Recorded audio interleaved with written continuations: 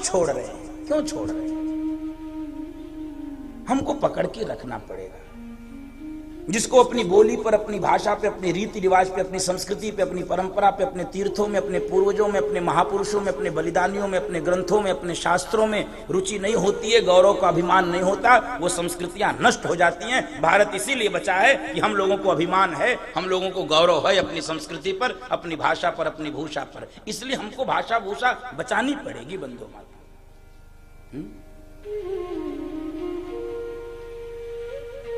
बड़ी बड़ी संस्कृतियां मिट गई इस देश से, हम बचे क्यों? इस दुनिया से मिट गई। कुछ बात है कि हस्ती मिटती नहीं हमारी, सदियों रहा है दुश्मन दौरे जहां।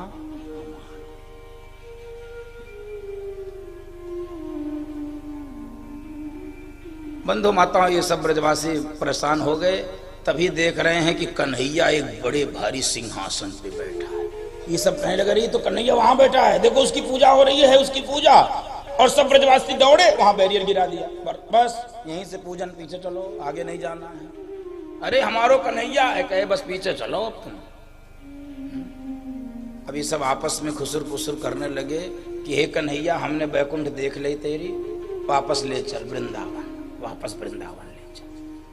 तो भगवान ने इनकी बात सुन ली। भगवान ने जैसे ही आंख बंद करवा के बैकुंठ में लाए थे, वैसे ही आंख बंद करा के इनको वापस पहुंचा दिए वृंदावन। भगवान प्रकट हो गए इनके बीच में, कहिए बताओ कैसा लगा हमारा वैकुंठ?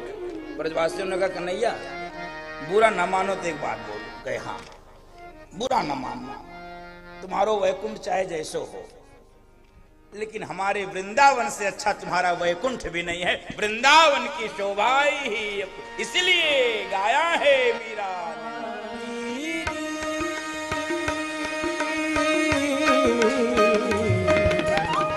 लागे वृंदावन नीको,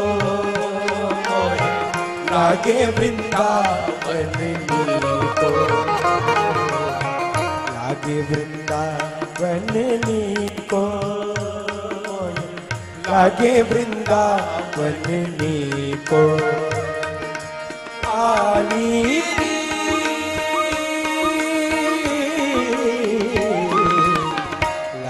वृंदावन नीको मोरे, लागे वृंदावन नीको, लागे वृंदावन नीको मोरे, लागे वृंदावन नीको।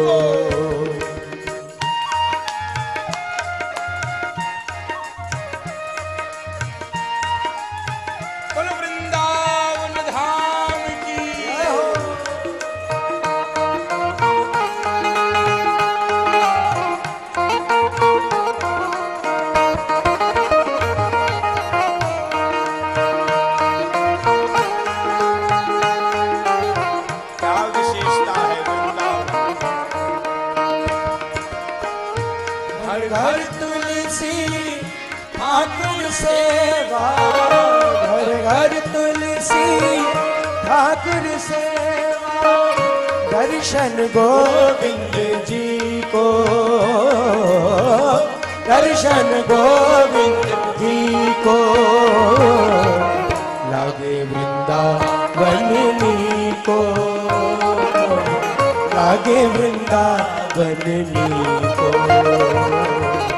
लागे वृंदावन नीको मोरे, लागे वृंदावन नीको।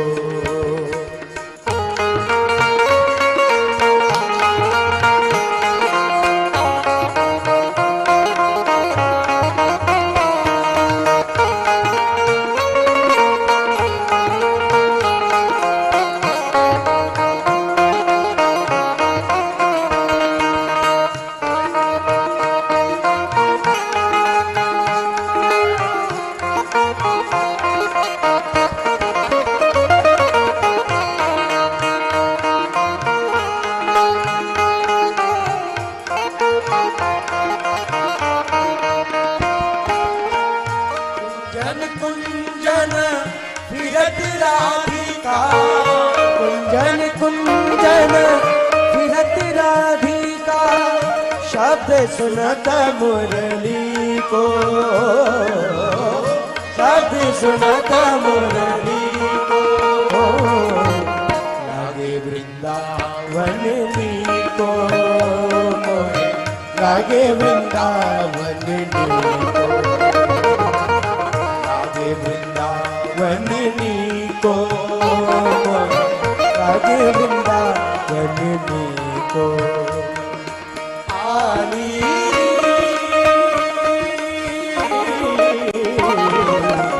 लागे वृंदावन नीको मोहे, लागे वृंदावन नीको, लागे वृंदावन नीको मोहे, लागे वृंदावन नीको, लागे वृंदावन नीको मोहे, लागे वृंदावन नीको, लागे वृंदावन नीको मोहे, लागे वृंदावन नीको, वृंदावन नीको, लागे वृंदावन नीको। वृंदावन धाम की जय। तो वैकुंठ की शोभा होगी निराली। अच्छा, जो मैं निवेदन कर रहा था देखो वो यहां पर प्रकट हो गया। होगी कुछ चीजें और सुंदर पूरी दुनिया में, लेकिन अपनी चीज अपनी ही होती है। अपनी माँ यदि मान लो थोड़ा 19-20 भी होगी तो क्या वो पूजनी नहीं होती? वो अपनी माँ है। हो सकता है न पढ़ी लिखी हो सकता है थोड़ी काली हो, थोड़ी कानी हो, थोड़ी कम सुनती हो, ठीक है, लेकिन अपनी माँ है, वही पूजनी है बंधु। हमारा वृंदावन ही श्रेष्ठ है। वैकुंठ की शोभा इसके सामने फीकी है। इसलिए हमारा भारत महान है, इसकी संस्कृति महान है। पूरी दुनिया में जब लोग बोलना नहीं जानते थे तब इस देश में बोली बोली जाती थी, वेद के मंत्र बोले जाते थे। दुनिया में कच्चा भोजन करते थे जब लोग, तो यहां पर इस देश में अग्नि का आविष्कार हो चुका है। दुनिया में लोग गिनती नहीं जानते थे तो आप गीत गाते हो, जीरो दिया जब भारत ने तब दुनिया को गिनती। हमारी एक विशिष्ट पहचान है, इसको बचा के रखना हम सब की यह जिम्मेदारी है बंधु माता। और मैं भी बहुत प्रवास करता हूं पूरे देश में, बीच बीच में बाहर भी जाने को मौका मिलता है।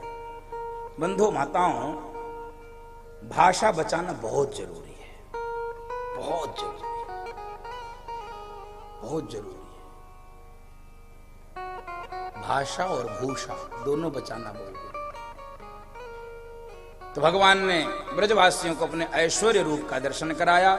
और अब आइए उस महारास में भगवान हम सबको प्रवेश करा रहे हैं, जिस महारास को सुनने के लिए बड़े बड़े यति मुनि भी लालायित रहते हैं, आकर्षित रहते हैं। रास कहते किसे?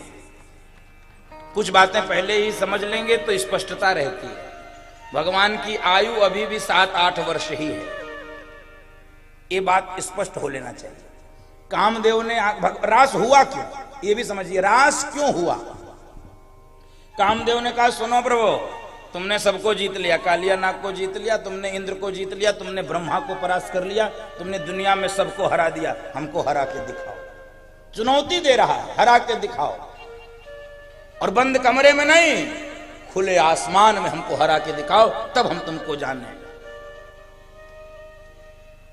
इसलिए भगवान को कहा गया है, साक्षान मनमथ मनमथ, मन के भी मथने वाले कामदेव को भी जो मथ देते हैं, जो परास्त कर देते हैं, वो भगवान श्याम सुंदर है बंधु माता। इसलिए रास में कहीं वासना नहीं है, कहीं कामना नहीं है, हमारी बुद्धि उसमें वासना का दर्शन करती है।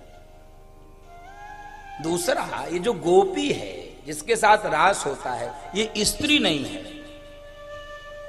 हम लोगों को लगता है स्त्री पुरुष भाव से भेद करके देखते हैं, वो गोपियां स्त्री नहीं है। आगे प्रसंग में आपसे निवेदन करूंगा, यदि स्त्री होती तो उसकी गति कैसी होती?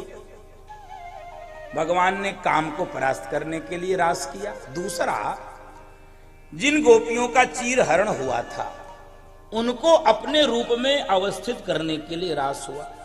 रास हुआ कब? भगवान पीता रात्रि शरदोत्फुल्ल मल्लिका वीक्षरंतुम मनश्चक्रे योग माया मुपाश्रितः। शरद पूर्णिमा की रात मल्लिकादि पुष्पों से, वैसे तो पूर्णिमा की रात अपने आप में अच्छी होती है, दिव्य लगती है, लेकिन यदि शरद पूर्णिमा की रात हो तो और दिव्य हो जाती है। मल्लिकादि पुष्पों से सुगंधित हो रही, पूरा वातावरण सुगंधित है। भगवान ने वंशी बजाई, किसको स्मरण करके? योग माया मुपाश्रितः। किसका आश्रय लिया? अपनी योग माया, यानी अपनी माया का। माया यानी कौन? श्री किशोरी जी का। राधा जी का नाम नहीं 18,000 श्लोकों में।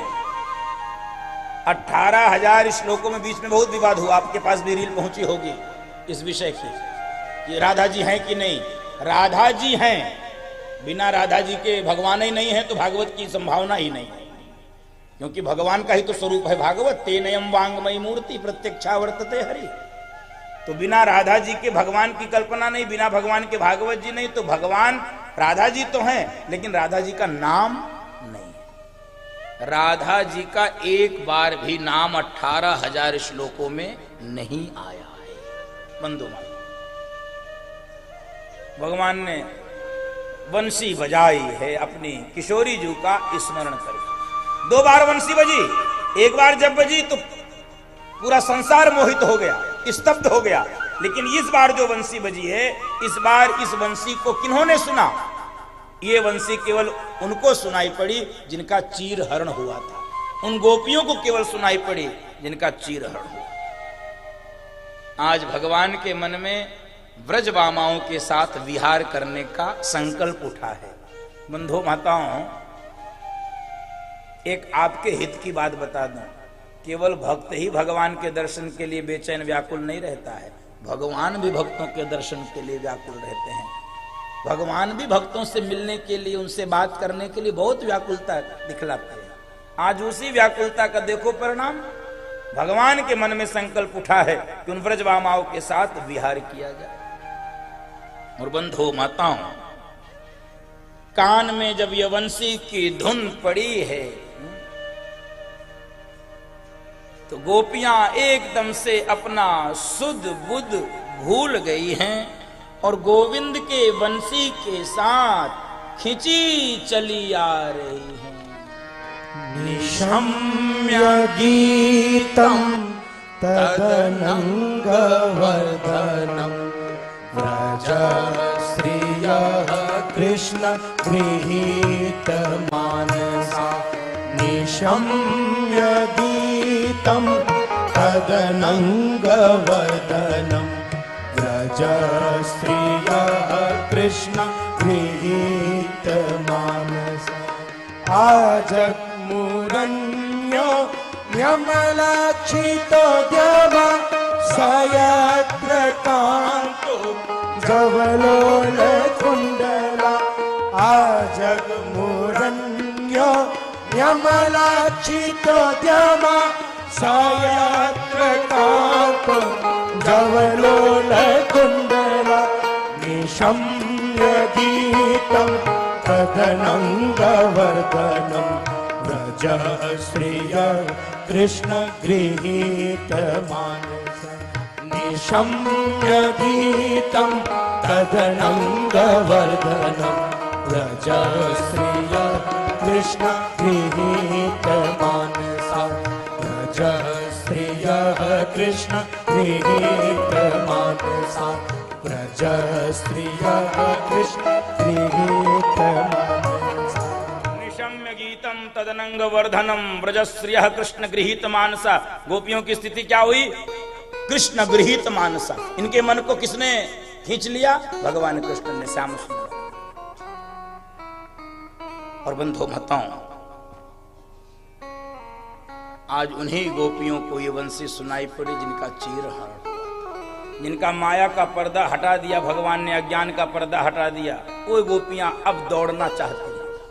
दर्शन कीजिए, माया का पर्दा हटाएगा कौन? भगवान। घूंघट के पट खोल तो पिया मिलेंगे। घूंघट का पट खोलेगा कौन? पिया। तो इस अज्ञान के पर्दे को कौन हटाएगा? सोई जानई जेहि देहु जनाई जानत तुम्हारी तुम्हारी होई जाए सोई जानई देहु जनाई जानत तुम्हारी तुम्हारी होई जाए सोई जानई जो भगवान को जान लेता है वो भगवान ही हो जाता। सोई जाने जही देहु जनाए, और जानत तुम ही जो ब्रह्मविद ब्रह्म ही भवति, उपनिषद कहता है ब्रह्म को जानने वाला ब्रह्म ही हो जाता है। और बंधु माताओं, ये जो रास है ना, ये कितना महत्वपूर्ण है। न्याय दर्शन जो है भारत में, नैयायिक भी इस रास का स्मरण करके अपने ग्रंथ को प्रारंभ करते हैं। न्याय सिद्धांत मुक्तावली एक ग्रंथ है न्याय दर्शन का। यद्यपि न्याय दर्शन में भगवान की प्राप्ति पदार्थों से होती है, प्रमाण प्रमेय संशय प्रयोजन दृष्टांत सिद्धांत अवयव वाद तर्क हेत्वाभास वाद जल्प वितंडा, इस प्रकार के तत्व हैं। इनको जान लेने से छल जाति निग्रह स्थान, ये हैं पदार्थ, जिन पदार्थों को जान लेने से तत्व की। लेकिन वो नैयायिक कैसे अपने ग्रंथ को प्रारंभ कर रहे हैं। नूतन जलधर रुचये गोपवधूटी दुकूल चौराय तस्मै कृष्णाय नमः संसार महीरूहस्य बीजाय। उन कृष्ण को प्रणाम करके ग्रंथ को प्रारंभ कर रहे हैं जो गोप वधूटियों के दुकूल को चुराने वाले हैं। दर्शन कीजिए, ये महाराज कितना दिव्य होगा कि नैयायिक भी अपने ग्रंथ को प्रारंभ कर रहे हैं, उन कृष्ण को प्रणाम कर रहे हैं जो गोप वधूटियों के दुकूल को चुराते हैं, यानी जो जीवों के अज्ञान का पर्दा हटाते हैं, माया का आवरण हटाते हैं, ऐसे कृष्ण को प्रणाम है। गोपियों के कान में वंशी की धुन पड़ी। गोपियों की अवस्था का दर्शन करिए। जो गोपी जो काम कर रही थी उस काम को वहीं छोड़ दी। एक गोपी कड़ाही में हलवा बना रही थी, वंशी सुनाई पड़ी, चूल्हे पे हलवा जल रहा है, भाग गई जलते चूल्हे को। एक गोपी एक कान में आभूषण पहन पाई थी, दूसरे कान में पहनने जा रही थी, वंशी की धुन सुनाई पड़ी, एक कान में पहन के चली गई, दूसरे कान में है ही नहीं। एक अंग राग लगा रही थी, आधा अंग राग लगाई थी, वंशी की धुन सुनाई पड़ी, आधे में बिना लगाए दौड़ पड़ी। एक साड़ी पहन रही थी, वंशी सुनाई पड़ी, किसी तरह लपेट लुपेट के भागी। बंधु माताओं, गोमुख से जब गंगा जी निकलती हैं तो बिना अपने प्रेमास्पद को, गंगा सागर को प्राप्त किए हुए रुकती नहीं है। और सुनिए, छोटी मोटी बाधा यदि आती है गंगा जी के मार्ग में तो बहा के ले जाती हैं, और यदि कोई बड़ा पत्थर आता है तो रास्ता बदल कर जाती हैं, लेकिन बिना अपने लक्ष्य को प्राप्त किए बीच में रुकती नहीं है। यही लक्षण होता है भक्त का और प्रियतम का कि जब तक मिल न जाए भगवान तब तक रास्ता बदलते। एक गोपी को तो उसके पति ने कैद कर दिया। अच्छा, यहीं पर रोक के मैं वो निवेदन कर दूं, यदि गोपी स्त्री होती, जरा ईमानदारी से विचार कीजिए, यदि गोपी स्त्री होती तो बिना शीशा देखे घर से निकलती? बिना शीशा देखे कोई निकल, आज लोग साथ में लेकर चलते भाई शीशा, उनके पर्स में होता शीशा। यदि वो स्त्री होती तो वो ये शीशा देखती कि नहीं? वो शीशा देखती। इसीलिए मैं कहा था गोपी कौन है जिसका स्त्री भाव समाप्त हो गया है, जो परमात्मा से एकाकार हो चुकी है, बस परमात्मा अब अपने स्वरूप में स्थित करने के लिए उसको जा रहे हैं। अब एक गोपी की स्थिति देख के उसके पति ने उसको कैद कर दिया, बाहर से ताला बंद कर दिया। गोपी सोच रही है कि बाकी सब गोपियां भगवान के पास पहुंच जाऊंगी, मैं कैसी अभागिन हूं, मैं नहीं पहुंच पाऊंगी। और ऐसी विरहाग्नि प्रकट की कि अपने देह को उसी विरहाग्नि में जला दिया। और बंधु माताओं, देह तो समाप्त हो गया, लेकिन ये गोपी किस उच्च अवस्था को प्राप्त रही होगी, अपने दिव्य स्वरूप को इन गोपियों से पहले ही भगवान श्री कृष्ण के चरणों में समर्पित कर दिया, अपने शरीर का त्याग कर दिया। सुखदेव जी से परीक्षित जी ने पूछा, गुरु जी इतनी उच्च अवस्था को ये प्राप्त गोपियां कैसे हो गई? सुखदेव जी ने कहा, परीक्षित ये गोपियां कौन है जानते हो? दंडकारण्य में जब रामावतार हुआ और भगवान राम की दर्शन के लिए दंडकारण्य में ऋषि मुनि प्रतीक्षा करते थे, वही ऋषि मुनि इस जन्म में गोपी बनकर आए हैं ताकि भगवान का दर्शन हो सके। उस समय नहीं हो पाया था क्योंकि केवल शबरी के पास गए थे भगवान। सारे ऋषियों मुनियों को भगवान ने दर्शन नहीं दिया था, क्योंकि मतंग ऋषि ने कहा था शबरी तुम साधना करो, तुम्हारे द्वार पर भगवान आएंगे। वही अब गोपी के शब्द का जरा विवेचना कर लिया जाए। गो माने इंद्रिय, गो माने इंद्रिय, गो भी इंद्रिय ही। तो वो इंद्रियां पीती क्या है? कृष्ण रसम पिबती इति गोपी। जिसकी इंद्रियां कृष्ण रस का पान करती हैं वो कौन है? गोपी। स्पष्ट फिर से समझ लीजिए, गो माने इंद्रिया, गो भी इंद्रिय ही कृष्ण रसम पिबती इति गोपी। जिसकी इंद्रियां कृष्ण रस का पान करती हैं उन्हें कहते हैं गोपी। भगवान सबका स्वागत कर रहे हैं, आइए आइए आइए। स्वागतम वो महाभागाः प्रियम किम करवाणि वह व्रजस्यानामयं कच्चित् ब्रूतागमन कारणम्। स्वागतं वो महाभागा प्रियं किं करवाणि वह व्रजस्यानामयं कच्चित् ब्रूतागमन कारणम्। आइए, स्वागत है देवियों, स्वागत है, स्वागत है। ये बड़ी खुश हुई, क्या बंसी बजा के बुलाया और स्वागत भी कर रहा, वाह, ये प्रसन्न हो रही है। फिर कह रहे हैं स्वागत तो कर रहा हूं, ब्रूतागमन कारण आई क्यों हो? ये बताओ, आई क्यों हो? गोपियां अपना सिर नीचे कर ली, कहे वाह। आपको कोई भोजन पे बुलावे और जब आप उसके घर पहुंचिए तो वो पूछे और भाई साहब कैसे आना हुआ? आप तो सूख ही जाओगे। ये तो प्राण, हम घर पे भी मना कर आए घर वाले को कि भोजन मत बनाना, और ये पूछ रहे हैं कि और कैसे आना हुआ। यही स्थिति हो गई गोपियों की।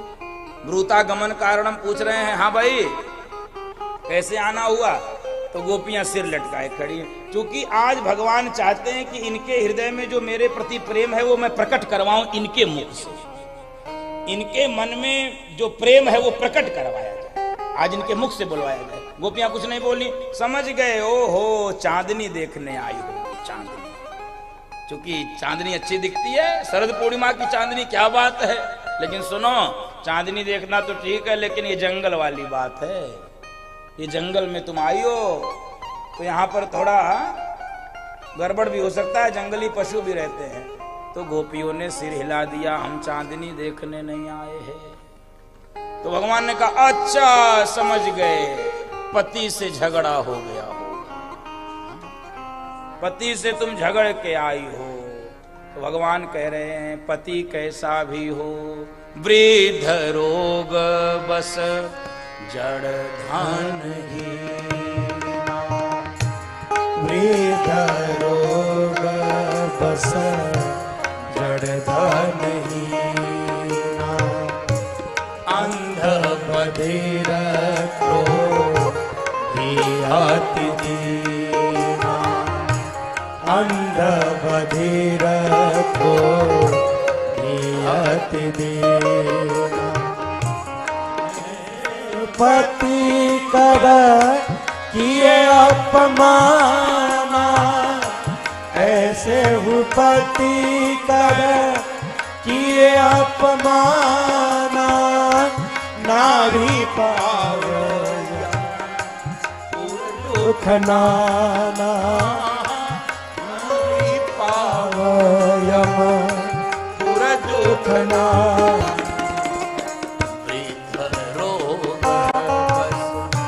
जड़ धन ही अंध बधिर